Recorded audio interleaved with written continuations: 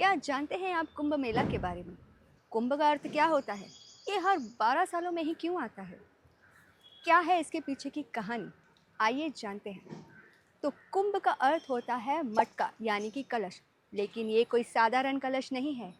अमृत से भरा हुआ कलश है। कुछ याद आया? जी हाँ, इसका इतिहास मिलता है समुद्र मंथन लीला में। वैसे क्या आप समुद्र मंथन की पूरी लीला के बारे में जानना चाहते हो तो कमेंट कीजिए।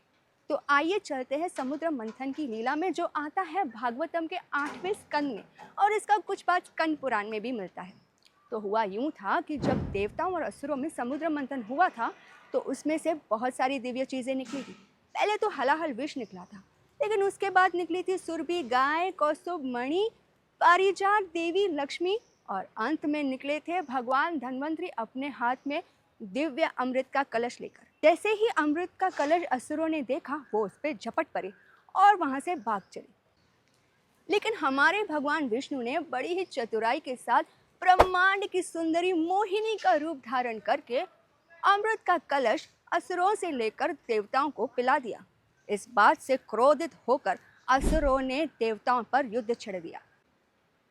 लेकिन इंद्र का पुत्र जयंत उस कलश को लेकर भाग गया। लेकिन क्योंकि युद्ध जारी था तो उसे धरती पर 4 अलग अलग जगहों पर इस कलश को छुपाना पड़ा। कौन सी है ये 4 जगह? शिप्रा नदी का तट उज्जैन, गोदावरी नदी का तट नासिक, गंगा नदी का तट हरिद्वार, त्रिवेणी संगम यानी गंगा यमुना सरस्वती नदी का तट प्रयागराज। देखिए, जैसे ही जयंत उस अमृत से लबालब कलश को उठाता, उसकी कुछ बूंदें छलक कर उस नदी में मिल जाती और इससे उस नदी का पूरा जल अमृतमय बन गया। अब ध्यान दीजिए, देवताओं का एक दिन हुआ धरती के 1 साल के बराबर। अब कैलकुलेशन के हिसाब से धरती के 12 साल हुए देवताओं के 12 दिन। बस इसी वजह से हर 12 सालों में कुंभ मेला का आयोजन होता है। हरे कृष्णा।